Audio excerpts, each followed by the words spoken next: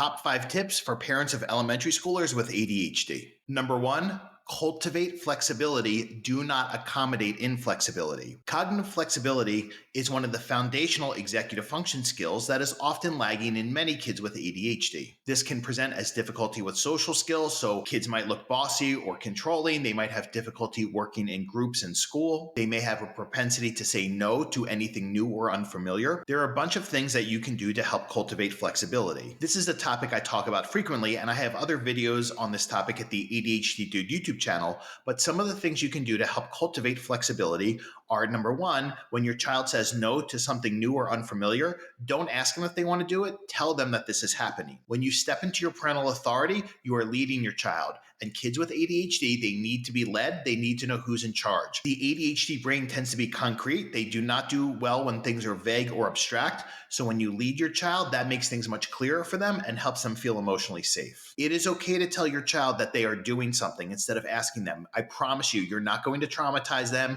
They're not going to be sitting in a therapist's office 30 years from now saying, I can't believe my mom made me go to the pool when I was 8. Okay, they're going to be perfectly fine. Another way you can help cultivate flexibility is help them realize that there's different ways to look at a situation. So they might have strong feelings about something, and you can help them understand, well, somebody else might feel this way about it, or I might feel this way. And it doesn't mean that we're right or wrong if we feel different than somebody else. It's just the way we feel. If they have difficulty with reciprocal play, we can help them understand other kids' thoughts and feelings about how they're coming across if they're being bossy or controlling. I teach this in Socially Smarter, which is a course in the ADHD Dude membership site that helps parents learn how to help their child build social executive function skills. Perspective taking is one of the core social executive function skills that a lot of kids with ADHD who have trouble with reciprocal play, they tend to struggle with, so we can help them build their perspective taking skills. I will tell you it's a slow process, but it's something that you should absolutely work on because it'll only help your child and it'll help them feel better about themselves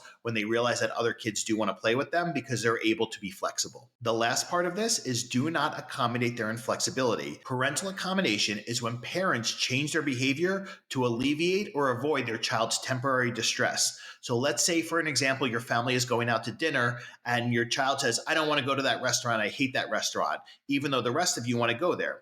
Well, if you were accommodating them, then you wouldn't go to the restaurant because you don't want to deal with their emotional dysregulation or they're making noise or whatever it is. So what I'm saying is don't accommodate that inflexibility, because when you accommodate inflexibility, it gets worse over time. I promise you. Tip number 2, unstructured play is critical to developing both social and executive function skills.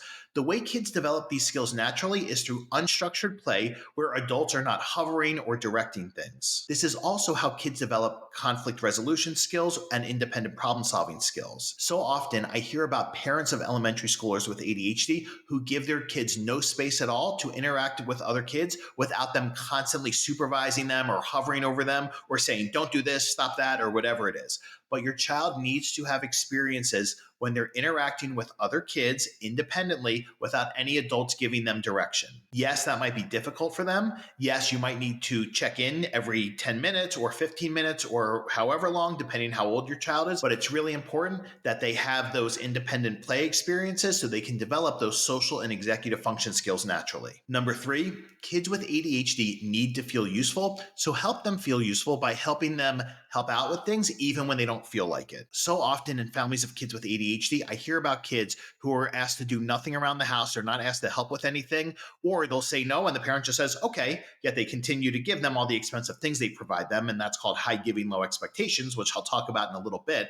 But it is so important for kids with ADHD to feel useful because the ADHD brain needs to feel useful. I cannot tell you how many parents who are members of the ADHD Dude membership site have said to me, I can't believe the difference in my child when I started asking them to help out and giving them jobs. And I can really see how their confidence has grown because I'm helping them feel useful. That's one of the best compliments I get. Tip number 4, your child needs you to lead them because, as I mentioned before, that's what helps kids with ADHD feel emotionally safe. They need to know somebody's in charge. They need to understand hierarchy. They need to know that there is structure in place because that's how the ADHD brain works. I understand that many parents right now are attracted to what I call the fluffy feelings parenting approaches that don't have evidence behind them, but they make parents feel really good. And often those approaches treat kids as partners in parenting, meaning parents get to treat their child as an equal. They get to ask them, do you want to take the trash out? What do you want for dinner?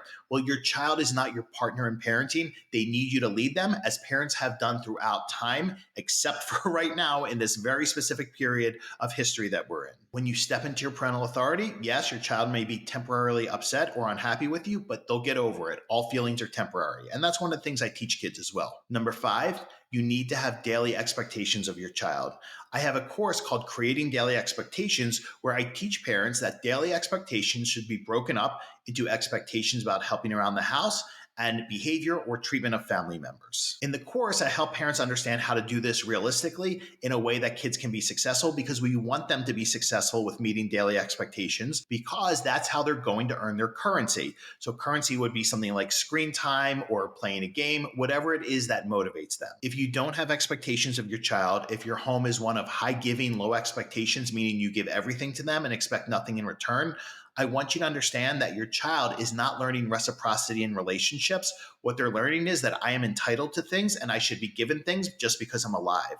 Well, that might not translate very well in terms of their peer relationships, because if they don't understand how to give to others or take others' needs into consideration, they're not going to make for a very good friend.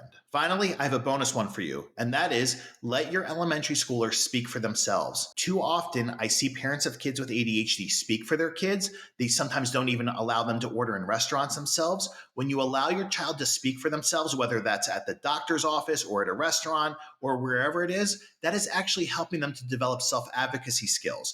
You can help them and coach them with what to say, but it's really important that you allow them to speak for themselves, because that's how they're going to develop self-advocacy skills as they get older. Not to mention, it also helps them feel more comfortable talking with people they don't know, because they'll get more used to it. I hope these tips were helpful. If you're looking for practical parenting strategies designed specifically for parents of kids with ADHD, please check out the ADHD Dude membership site at adhddude.com, and I will speak to you soon. Take care.